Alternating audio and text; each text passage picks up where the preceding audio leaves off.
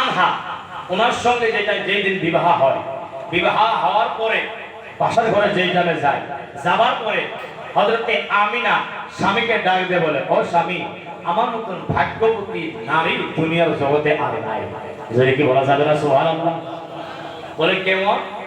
বলে আপনার মতন হুসন জামাল, আপনার মতন সৌন্দর্যওয়ালা চেহারা, আপনার মতন হুসন জামালওয়ালা বান্দা মক্কার অলিতে গলিতে আর কোথাও নাই। আপনি আমার হয়েছেন স্বামী। যদি কি বলা যাবে না সুবহানাল্লাহ? হযরতে আব্দুল্লাহ ডাক দিয়ে বলে, ও আমিনা শোনো, আমি বহুত বড় একটা কিসমতওয়ালা আল্লাহর বান্দা। বলে কেমন করে? বলে তোমার মতন তাহেরা, তোমার মতন সাইয়্যেদা, তোমার মতন পাকিজা, তোমার মতন পবিত্রতা নারী মক্কার অলিতে গলিতে কোথায় আর পাওয়া যায় না। জোরে কি বলা যাবে না সুবহানাল্লাহ? তুমি আমার কপালে জুটে গেছো। নবী মুহাম্মদুর রাসূলুল্লাহ সাল্লাল্লাহু আলাইহি ওয়াসাল্লামের আব্বা আম্মার আলোচনা হয়। এখনো নবী দুনিয়ার জগতে আগমন করে নাই, কিছুদিন চলে যায়। 2 মাসের পরে হযরতে আব্দুল্লাহ ডাক দিয়া বলে, আমিনা গো,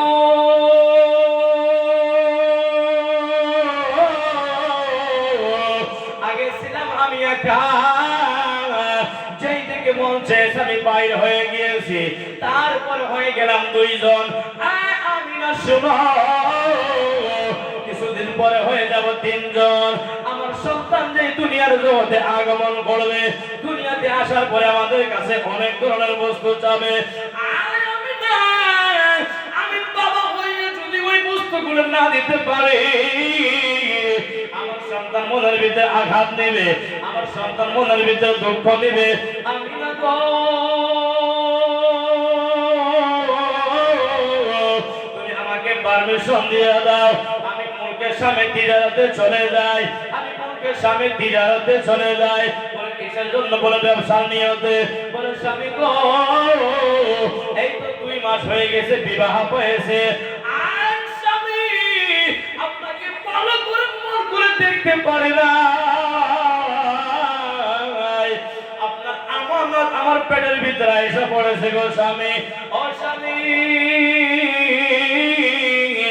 আপনার আমানত, আপনার সন্তান আমার পেটের ভিতরে এসে পড়েছে, আপনি চলে যাবেন, আপনাকে আমি কেমন করে ভুলে থাকবো? আব্দুল্লাহ ডাকতে বলে, আমি জানি অল্প দিনের কথা, অল্প দিনের মধ্যে আমি চলে আসবো। একটা টাইম নির্ধারিত করা দেওয়া হয়েছে, আমি না এই টাইমটা তোমাকে বেঁধে দিলাম। মহান আল্লাহ তাবারক ওয়া তাআলা আমাকে যদি দুনিয়াতে হায়াতে রাখে, এই টাইম মোতাবেক আমি তোমার ঘরে আবার পৌঁছে যাব। জুরি কি বলা যাবে না মারহাবা? আমিনার কাছ থেকে বিদায় নিয়ে রাওয়া হয়ে চলে গেলেন, মুলকের সামনের দিকে চলে গেলেন তিজারতের নিয়তে। ওই টাইম পার হয়ে গেল, ওই টাইম পার হয়ে গেল।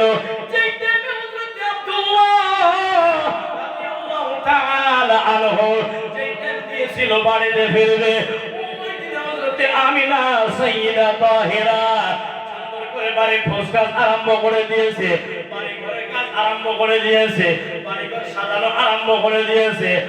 হযরত আব্দুল মুত্তালিব ডাক দিয়ে বলে, বৌমা বলো না, তুমি কিসের জন্য বাড়ি ঘর, তুমি বাড়ি ঘরে কামগুলো নতুন নতুন ভাবে করো, কামগুলো তুমি ক্লিয়ার ভাবে করো, সৌন্দর্য করতেছ কিসের জন্য? আজকে আপনার সুলতান আব্দুল্লাহ আমার বাড়িতে ফিরবে, বাড়িতে আসবে, সেই জন্য আমি সুন্দরভাবে বাড়ি ঘরের কামগুলো গুছগাছ করে নেয়, সৌন্দর্য করে নেয়, খানা পাকা নিয়ে আরম্ভ করেছি। আপনার সন্তান আসবে, খানা খাবে, এরকম ধরনের আলোচনা হয়। আলোচনা হইতে হইতে হইতে হইতে হযরত আব্দুল মুত্তালিব ছিলেন কাবা ঘর মুতাওয়াল্লি, নিজের কাজের জন্য রওনা দেওয়া হয়ে গেলেন। যেই টাইমে পৌঁছার কথা ছিল, সেই টাইমে আব্দুল্লাহ পৌঁছে না। ভাইরা শোনো শোনো শোনো, যদি কোনো মানুষের সন্তান বিদেশে থাকে রে ভাই, সেই টাইমে বাড়িতে ফোন দেবে, মা গো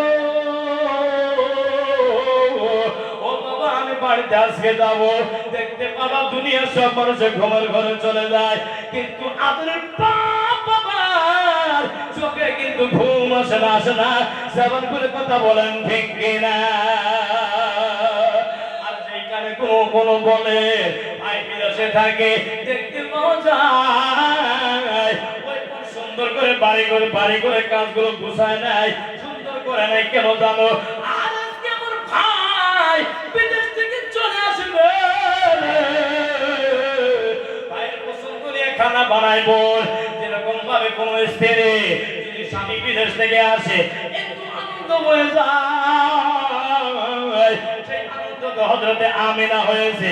আমিনা দেখতে দেখতে দেখতে পায় সন্ধ্যা হয়ে যায়, আব্দুল্লাহর খবর পাওয়া যায় না। আব্দুল মুত্তালিবের কানে খবর পৌঁছে যায়, দেখতে বলে বাবা গো একটু খবর নিয়ে দেখেন না, আব্দুল্লাহ কেন বাড়িতে ফিরল না। আব্দুল মুত্তালিব আবারে কাবা ঘরের পাশে যায়, কাবা ঘরের কিলাপ ধরে আবার আব্দুল মুত্তালিব ডাক দিয়ে বলে, কাবা ঘরের মালিক গো আমার আব্দুল্লাহ কোথায় পৌঁছায় দাও না, বাড়িতে বউ টেনশনে আছে। এরকম তোদের মহান আল্লাহর কাছে দোয়া করতে করতে শোনা যায় একজন বান্দা এসে খবর দেয়, আর আব্দুল মুত্তালিব শোনো শোনো শোনো শোনো, যদি আল্লাহ তোমাকে একটা নিয়ামত দেয় তুমি কি বলবো? বলো শুকরিয়া আদায় করবো। আব্দুল মুত্তালিব যদি আল্লাহ সেই নিয়ামত দিচ্ছি না তুমি ওইখানে কি করবা? বলো ধৈর্য করবো ধৈর্য করবো। আল্লাহর বান্দার কথা শুনে আল্লাহর বান্দা ডাক দিয়ে বলে, আব্দুল মুত্তালিব তোমার সন্তান আব্দুল্লাহ সামনে ব্যবসার নিয়তে গিয়েছিল, মাকামে আবুয়া ভিতরে শহরের ভিতরে পড়ে যায়, তোমার সন্তান দুনিয়া থেকে চিরদিনের জন্য বিদায় হয়ে গিয়েছে। আব্দুল মুত্তালিব তোমার সন্তান বাড়িতে আর ফিরবে না রে, তোমার সন্তান বাড়িতে আর আসবে না। আব্দুল মুত্তালিব কাবা ঘরের সামনে কমর এরকম ভাবে ধরে জমিনের ভিতরে বসে যায়, আল্লাহকে ডাকতে বলে, আল্লাহ আমার 12টা সন্তান ছিল, 12টা সন্তানের ভিতরে আব্দুল্লাহ আমার পেয়ারা সন্তান ছিল, চুরি কি বলা যাবে না? সুবহানাল্লাহ। আব্দুল মুত্তালিব ডাকতে বলে, আল্লাহ আমার আজকে কবর ভেঙে গেছে দয়ার মালিক, আমার কলিজার টুকরা আব্দুল্লাহ ব্যবসা করতে গিয়েছিল ফিরলো না, আমি এই খবর আমার বৌমার কানে আমি কেমন